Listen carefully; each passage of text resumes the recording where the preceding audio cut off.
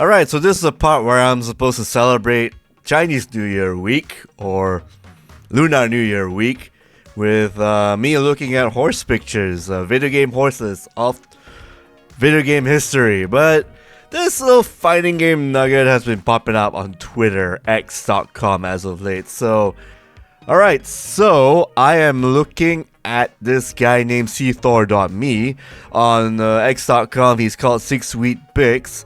So he put up this article about fighting games have product design problems. So he has brought up some. It's basically making the rounds on Twitter. Brian F and a couple of other people who've done video game content for fighting games have been asking, "Hey, can I source this? You got good points and all that." So generally, he has brought up the fact that yes, fighting games have good design, have good gameplay, but they have a product design problem.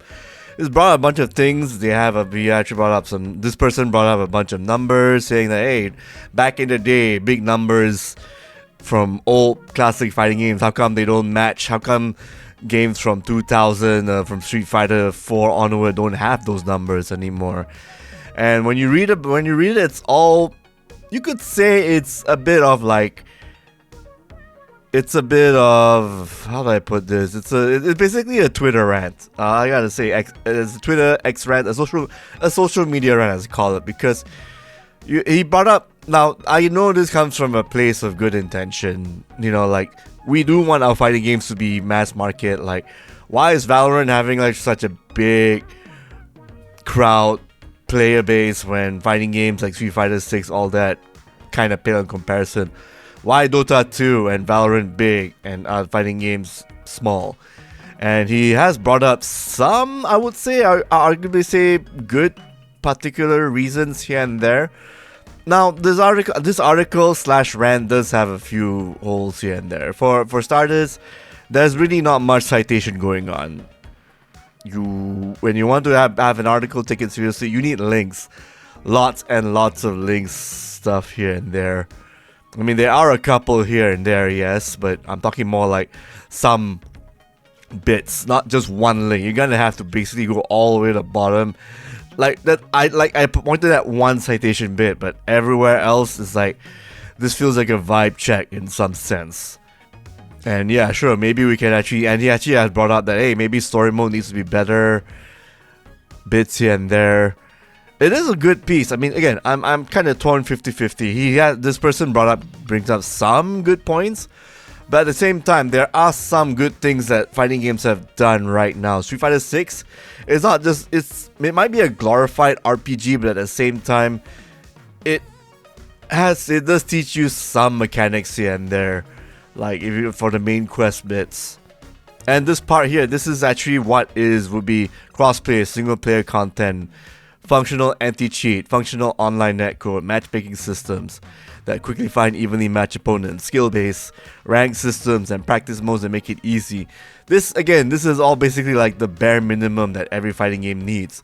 And I noticed some fighting games, the online ones, they really would cut this out per se. Now, there is an argument to be made, yes, and some people, I would like to see single player modes that actually teach you how to play the game proper, have it integrated, rather than just be a visual novel like the Blaze Blue series or Persona 4 Arena. But generally, it has been done before, and I don't know why some developers haven't done it yet. Like, I guess the biggest example is Mortal Kombat. Mortal Kombat 9 up to Mortal Kombat 11 and even Mortal Kombat 1. It has a really great story mode that goes through. You fight a bunch of matches and the story progresses. And you've got like survival or combo trials or trial modes. There's some different game modes here and there. Not just Mortal Kombat but Injustice. But of course, Mortal Kombat is the one that actually sells a lot. And of course, the chart here, it kind of omits Mortal Kombat, but at the same time, if you're talking individual games, maybe. But I think Mortal Kombat 2, Mortal Kombat 10 would be like the highest selling. It actually made Warner Brothers a lot of bang. But but this chart also has good points too, considering that there is Super Smash Bros. Melee just right there, and Super Smash Bros. Ultimate. Mortal Kombat is mentioned here and there, but I think that's probably that and Super Smash Bros. Have actually one of the better single player modes out there. So It has been done. I don't know why developers these days are focusing so much on gameplay when product could be a bit more marketable, a bit more sellable. What's the word? Like, again, it has been done. Mortal Kombat and Super Smash Brothers have made has made big cases that you look at the, how do you say, like the top selling game franchises of all time. If you look at the top 40, I do know that Mortal Kombat and Super Smash Brothers are like at the bottom 40. I mean, they're at the top 40 elsewhere. Hold on. Like, you look at this, Mario and Tetris are clearly the top dogs. But if you're talking about like top 20, top 21, Mortal Kombat, people complain that fighting games aren't selling a lot. Well, Mortal Kombat will disagree right there. Warner Brothers, Ed Boon, and NetherRealms, they have found the secret sauce in keeping alive and everything. And what fighting game developers, especially in Japan, would need to do to actually break out from this niche market that they're in is look at examples. Like, again, Smash Brothers would also be a good example too. I believe it is here, not Donkey Kong. I know it's somewhere there.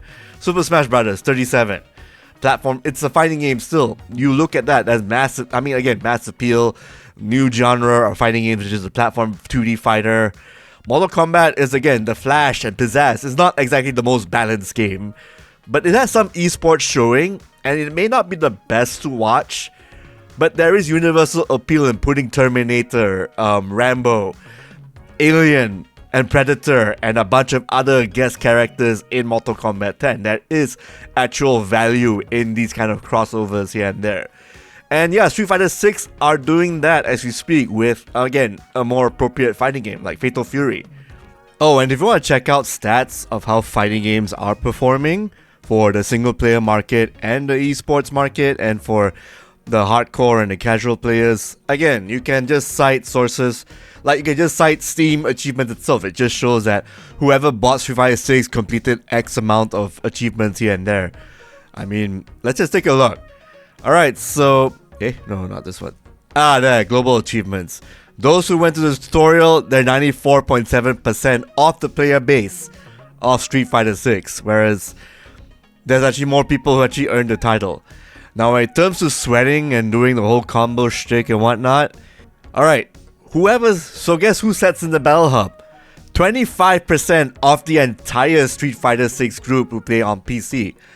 And I know we're not including Xbox and PlayStation and Switch numbers, but this is already good enough as a good indicator to show that how your game is marketed, how it's hitting people here and there. Like, if you look at whatever's from the top 50%, like people who actually touch the game, people check the codex, people wrap up basic training. So check out the Battle Hub once, not visit it many times. Or play online or whatnot, create an avatar. It just shows that, yeah, these are very, very useful stats to show that, to teach people that, yeah, people actually like customizing the characters, or at least try training mode or whatnot. You can tell that only like a select few of that big Street Fighter 6 numbers actually care about the other hardcore stuff that people love here and there, more or less. So there is a lot to say about the stats when you see it on Steam. Like, that's how one can learn from video games here and there from this side of things. Oh, like 7.2% out of that million people who play Street Fighter, yeah, only 7.2% of that played the Battle Hub like 100 times. Oh, and I guess people don't play that much World Tour, as they haven't actually finished the damn World Tour. Yeah, 7.2% actually finished it, but they did try it out, not really finish it or committing to it, because maybe something actually made them peter halfway through or not. If at least 50% of them actually gone through World Tour, then maybe that's doing something right. This, along with other stats, can tell you more about how Street Fighter 6 is performing in terms of like hitting not just the hardcore but the casual crowd per se. And that article I pointed out, fighting games with the product issue, again, I think Street Fighter 6 is doing it great right there. But at the same time, there is still room for improvement if they want to break away from the niche, or, you know, instead of catering for the 10%, cater for like the 90%. It is a tough act to follow, but again, Other companies have done it, as I just shown, Mortal Kombat and Super Smash Brothers. Other fighting games, the anime stuff here and there. Again, this article comes with the best of intentions, and it does bring up some points, but again, citations needed, and it's kind of skewed towards more of fighting games this person plays a lot more than, what is, again, a general publicized kind of fighting game, Mortal Kombat and Smash Brothers. Those are actually good examples that developers can follow.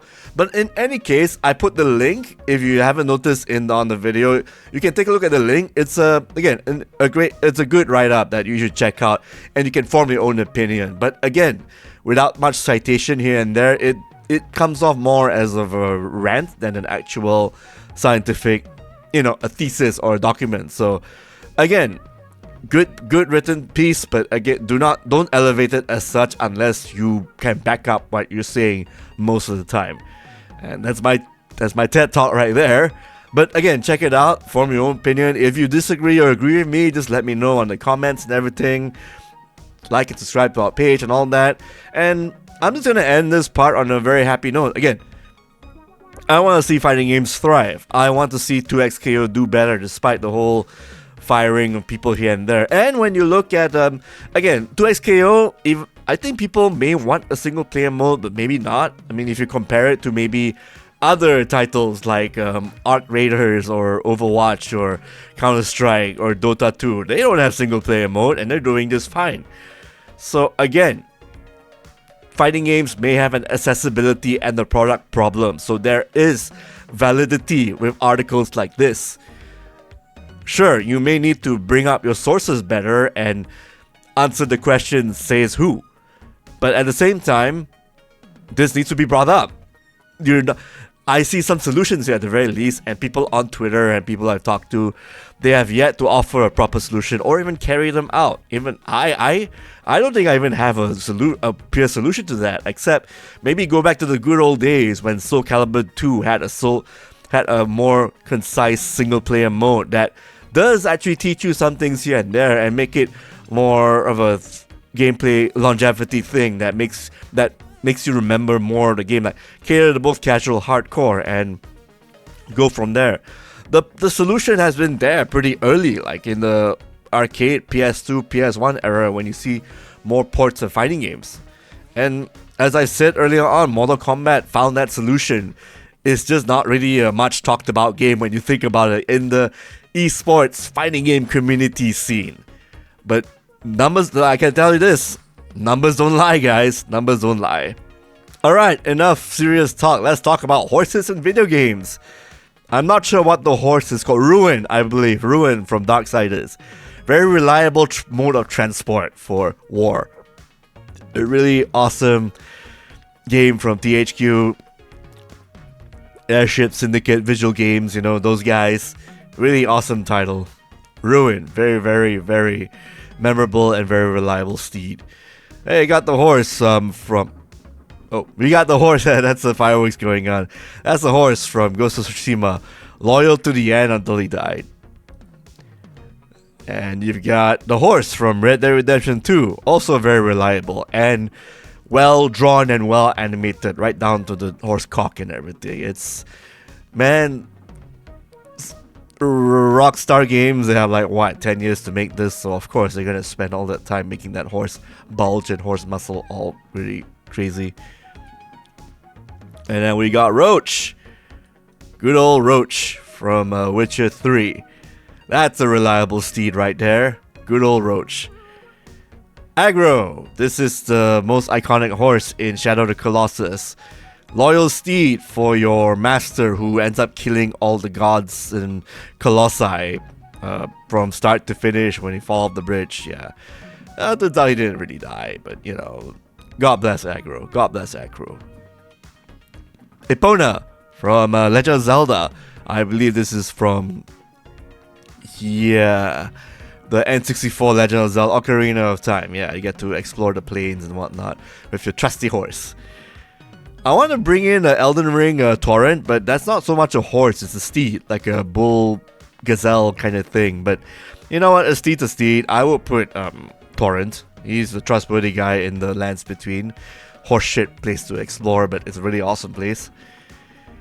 Alright, the horses from Battlefield 1. Cavalry, the most lethal unit in the multiplayer Battle 1 title. One hit kills, from up close, if you can get close to enemies and whatnot.